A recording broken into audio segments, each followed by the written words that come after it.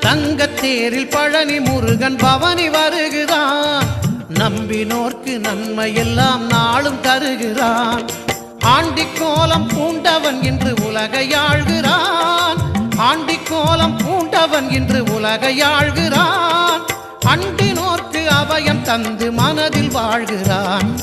அண்டினோர்க்கு அபயம் தந்து மனதில் வாழ்கிறான். மனதில் வாழ்கிறான்.